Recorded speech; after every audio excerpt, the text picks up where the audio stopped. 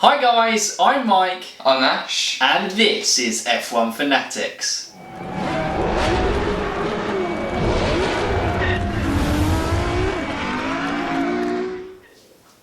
Welcome back to another F1 Play Predictions, and as predicted, well kind of, we went Abu Dhabi, Australia. It is now trying to win a trip to the season finale in Abu Dhabi, and it won't be a title decider.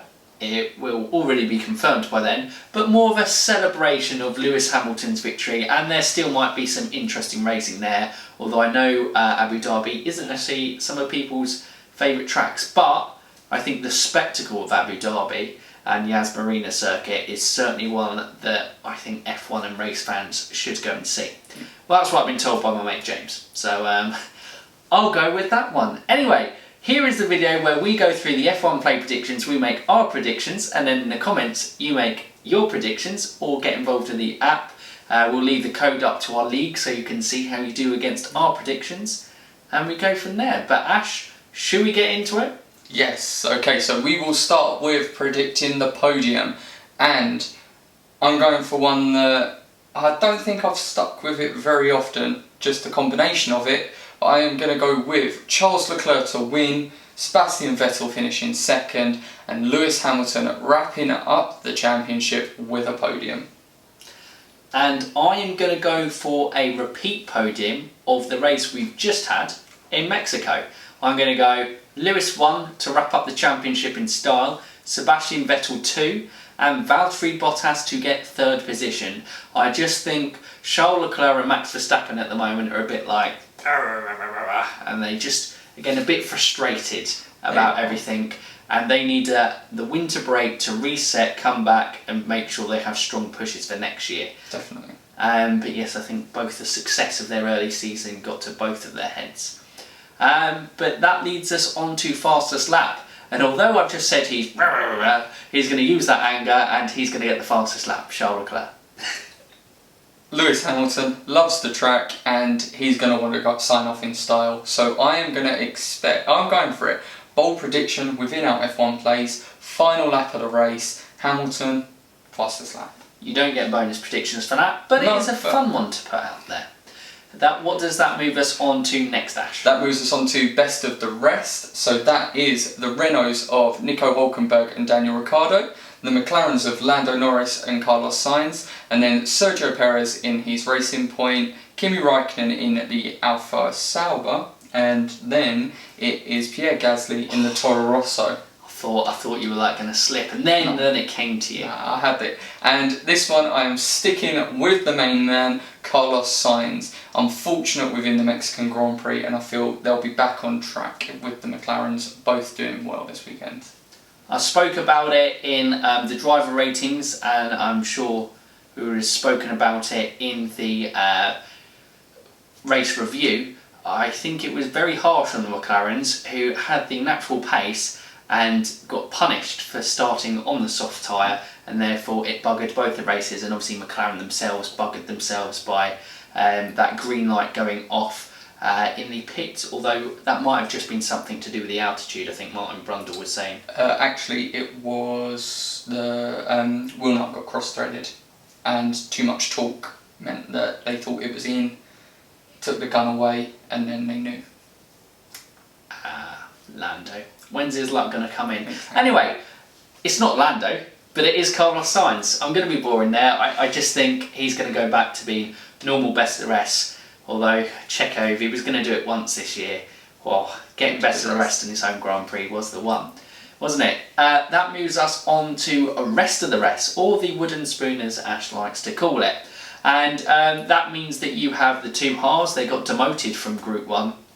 The two Williams, Giovinazzi, Daniel Kvyat and Lance Stroll. And if I'm being honest with you, now in terms of the performances and how realistically the teams are, I think you can discount Haas. I think you can discount, even though it's their home Grand Prix, Williams. I think you can discount Giovinazzi, which means it's a head-to-head or a flip of the coin between Daniel Kvyat and Lance Stroll.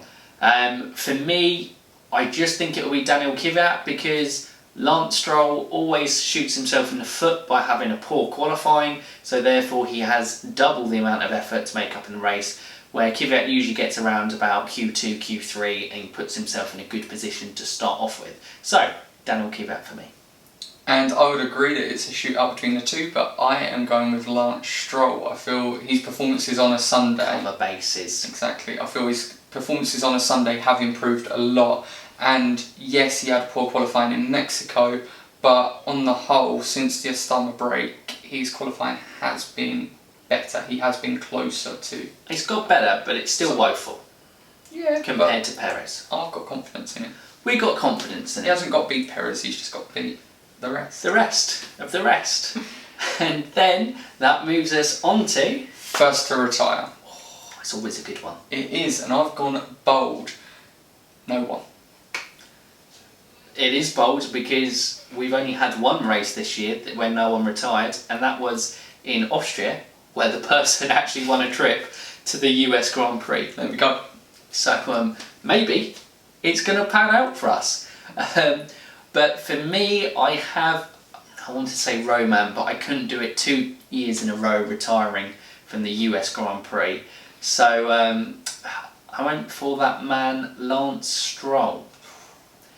Not because anything, I just think, you know, sometimes your luck's out, wrong place at the wrong time, like he was in Monza, and this time it's going to result in a DNF for him. And then that moves us on to classified finishers. So obviously Ashley's answer is easy here, but we will move and get his answer in a minute.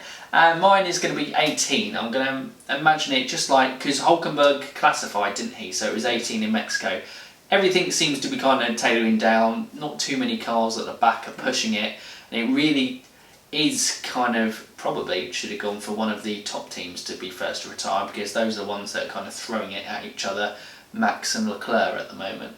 But for me, 18, again. And as there's going to be 20 classified finishers, no one's going to retire.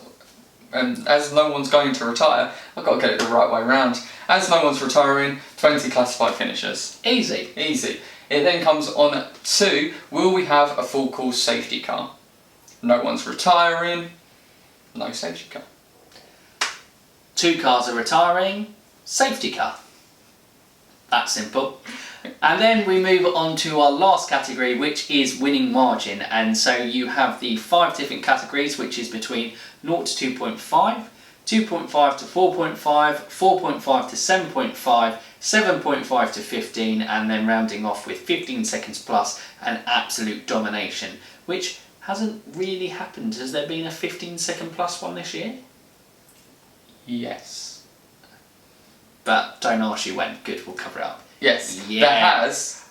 Well, no, what one was it? The Hearts, that was... I missed that one. No, there was. What one was it? It was Hamilton, wasn't it? At Hungary. Because of Verstappen pitting and then... Yes, it was. Yeah. There you go. So we knew we could have, we just needed to fill the time to kind of get there. I just had to think a little bit, but yeah. No, I think it's going to be close like Mexico, so I'm going to go 2.5 to 4.5. 4.5 to 7.5. I think we've literally done a swap from last week. I think so. Brilliant. Anyway guys, it's short and cheerful as always with this video. There are our F1 play predictions. Will we get right? I got 4 last time. Stephen from the F1 Fantasy Weekly, he got 6. He was top of the table this week. I then think Katie got a 3 out of 10. Yeah, I only got 1 this week. It was the worst week in a while. Oh dear. Oh, I don't think you did particularly well on the Beyond the Bingo, on Beyond the Grandstand either. Yeah, I did some weird ones on that though. You did. So, yeah. There are predictions. As always guys, it is a fun video. Like we always say, why would you not do it? Because you get a chance to win a free Grand Prix. Who knows? You most likely won't get it right, because there's only been 1 winner all year, but the next winner could be you. Oh, that's a cheesy comment. It could be you. Oh. But anyway guys, if you like the video, give it a thumbs up, and Ash, what else can you do? Make sure to press the subscribe button, because I was looking at some of the figures the other day, and roughly 60 to 70% of our videos are being watched by people that aren't subscribed. So you're watching the videos, you might as well press the button as well. And if you press the bell icon with it, You'll get a notification of when one of these videos goes live, and you'll be able to see us right across the race weekend. Also, how many subs are we on at this current point, Ashley? Filming, we are on 98, so we would really like to see if we can get those 2 subs to get to the 100 before Austin. And it would kind of mean quite a nice lot for us, having started at Silverstone. And obviously, it might not be a major milestone, but we'll put out a funny video of for you guys, a special bit of content for reaching 100 subscribers. So you should definitely do it just to see that video. Exactly. Because it is funny. We think. You might find it funny. We'll probably find it a little bit embarrassing. Maybe. Anyway guys, comment below with your predictions, or even better, get involved. Like I said, I'll leave the league code up there, and you can join our league and see how you do against us. But for now, you F1 fans, keep racing!